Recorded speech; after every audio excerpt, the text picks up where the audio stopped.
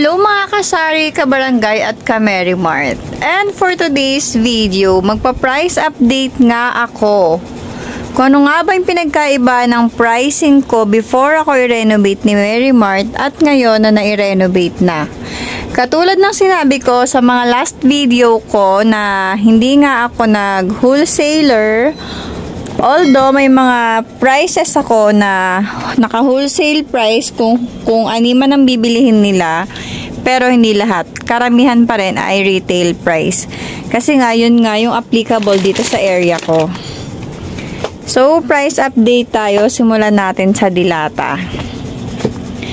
Ang strategy ko ngayon, since may hinahabol nga tayo na kota kay Mary Mart, may mga binabaan ako ng presyo. Katulad nitong Nissin Cup Noodles ko na sotanghon, 28. Dati ang pricing ko nito is 30. Tapos hindi ko na siya hinul-sale price kasi mabenta naman sa akin yan. Kaya kahit per box kunin ko yan, fast moving yan. Yan. Sunod, yung Lucky Me Jampong ko is 30 rin. 30 per piece. Tapos yung the rest, yung mga walang presyo, tigti 25 lang. Sa noodles ko naman, like Lucky Me, ito yung price ko. 11 siya per piece. Then, pag ang bibilihin nila, 6 pataas, 10 pesos. Ang Homey, wala pa ako nakukuha per box niyan, kaya per piece pa rin ang benta ko. 10 pesos per piece. Yung manghang naman, 11. Nissin Ramen, per piece pa lang din ang nakuha ko. Wala pa yung deliver kay Mary Mart na nakabox. 16 ang benta ko niyan per piece. So, mostly naman yung hinu-wholesale price ko, yan yung kinukuha kong per box kay Mary Mart para mabilis mabenta. Katulad nitong Payless na extra big. 16 pesos siya per piece. Pero kung bibilin nila 6 pataas, binibigay ko ng 15 per piece. Yan. Ganun din sa Pancit Canton. Ay! Mali pala. Pancit Canton pala. Pancit Canton pala. Pancit Canton price pala yan. Ang extra big ko is 21. Ito pala. 20 na lang. Nag-markdown ako ng piso kay extra big. Mabenta rin kasi sa extra big sa akin. Dati ang benta ko niyan is 21. Ngayon, 20 na lang. Yung nakita ko palang price, Pancit Canton to. Sa Pancit Canton, 16 pesos siya per piece. Pero kung bibili sila ng 6 pataas, binibigay ko ng 15 pesos lang. Yan. Sa Yakisoba, 14 pesos each. Wala rin akong wholesale price. Yan na yung price niya talaga. Tapos, Angel Evap, 35 pesos per can. Wala rin akong wholesale price niyan. Mababa na yan kasi nung una. 38 ang benta ko niyan nung hindi pa per box ang kinukuha ko. So, yun yung strategy ko para mabilis ko mabenta kahit na retailer ako. Binabaan ko yung presyo. Tapos, yung Alaska ko na maliit, Alaska Evap na maliit, ay ito malaki, 40. 360 ml yan, 40 isa. Yung 140 ml is 21. Tapos yung Dilata ko like Mega, 25. 25 yung hindi maanghang, 26 yung maanghang. Same sa Youngstown. 25 yung hindi maanghang, then 26 yung maanghang. 555 flakes in oil, 35. Benta rin sa akin yan, paubos na isang box. Kahit na retail lang. Century tuna ko, 41. Yung 155 grams. Yan. Spicy yun yung 41. Spicy. Yung flex and oil, 40 lang. Sa 555, apritada, 32. Yan. Mabenta rin sa akin yan, kaya wala akong wholesale price niyan. Yung adobo, 33. Mas mahal yung adobo. Tapos, Century tuna ko naman na 180 grams. Yan yung flat. 48. Flex and oil yan. Yung hot and spicy is 51. Mas mahal. Ang San Marino ko, 43 yung 150 grams. Yung 85 grams is 34. Sa corned beef naman tayo. Argentina 260 grams, 60 pesos. 175 grams, 45. Then 150 grams, 40.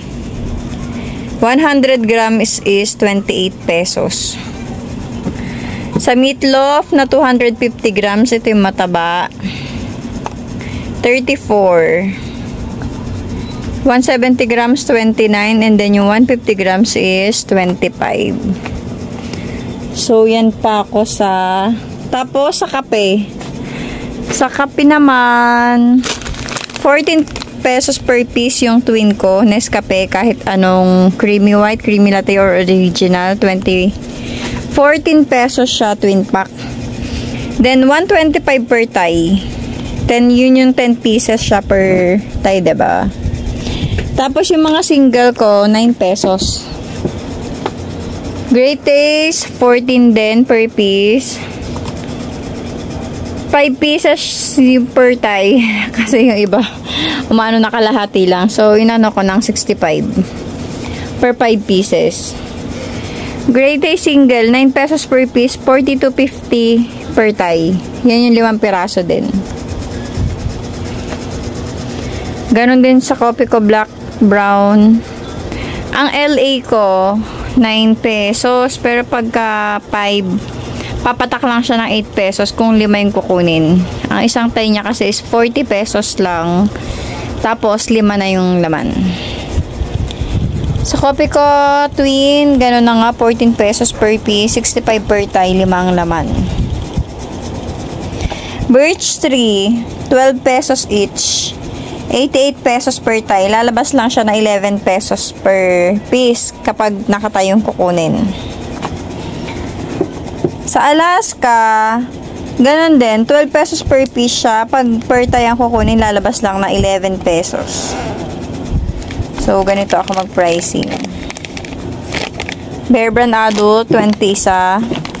Bear Brand Swak, 13 pesos per piece. And then, 98 per Thai. 8 piraso laman nito kada isang Thai. Milo twin ko 19, Milo single 10. Hindi pa ako nakakuha ng marami niyan kaya wala pa akong wholesale price niyan. Energen 9 pesos each. Chocolate vanilla. Tigna 9. Tapos sa mga juice ko, nandito na rin lang ako. 22 yung mga tang, 23 yung Nestea. Mas mahal kasi yung Nestea. Tapos sa asukal, since ako nagre-repack ng asukal, 25 siya sa retail, 22 pag wholesale, 6 pataas, natigwa 1/4. And then 50 yung 1/2, 44. Medyo naputol nga dahil may customer. Nasaan ako sa asukal? Tapos na ako sa asukal, no? Munta naman tayo sa mga sabon.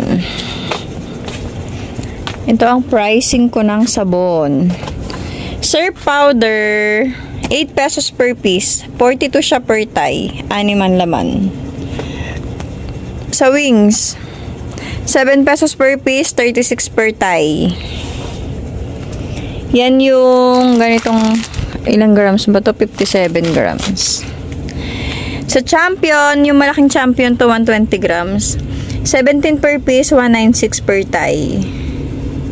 Yung maliit, excuse me, 7 pesos per piece, 36 per Thai. Yun, ang Kala, mas pricey si Kala, 88 pesos per piece, 42 pesos per Thai. Sa ngayon, yan pa lang yung sabon ko na may wholesale price. Pero mostly talaga per piece talaga mabenta sa akin. Mga Zonrox. Downy ko, naka per piece nga lang sa Downy. Pero meron din akong per Thai ng Downy. So, yan lang yung mga ano ko. Tapos yung Magic Sarap ko, 5 isa sa retail. Tapos 65 per Thai. 16 pieces ang laman. Yan, sa condiments ko, parang Magic Sarap lang ang naka-wholesale sa akin. Tapos the rest, ganoon pa rin. May mga binabaan nga lang ako ng presyo. Yan. Crispy fry na maliit sa akin, 10. 10. Dating 12 ito eh. Ayun, 12 nga. Ang gulat ako, ba't may 10? 12. Tasty Boy na maliit, 12. Crispy Fry na maliit, 12 rin. Crispy Fry na original, na pang 1 kilograms.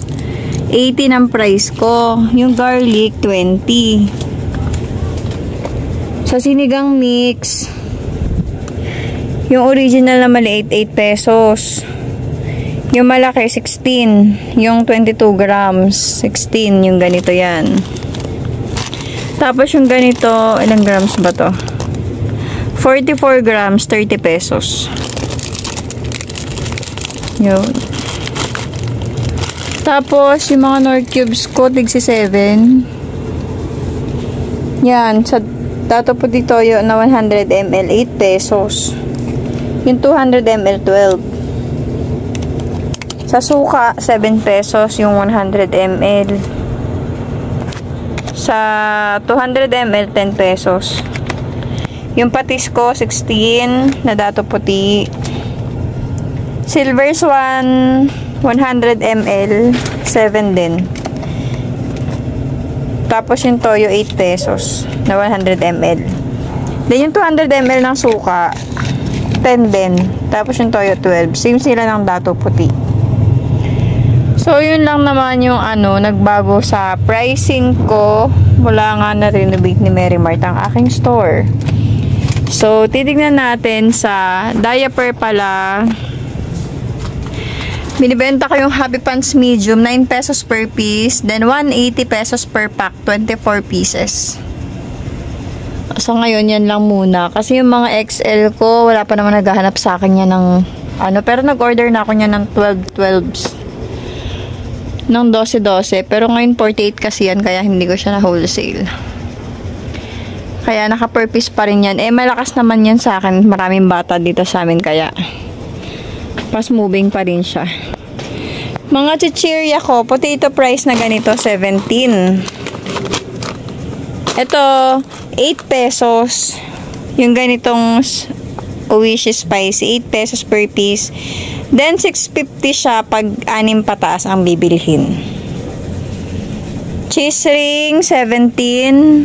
Oishi, 25. Loaded, 17 din. Yung malaking loaded to.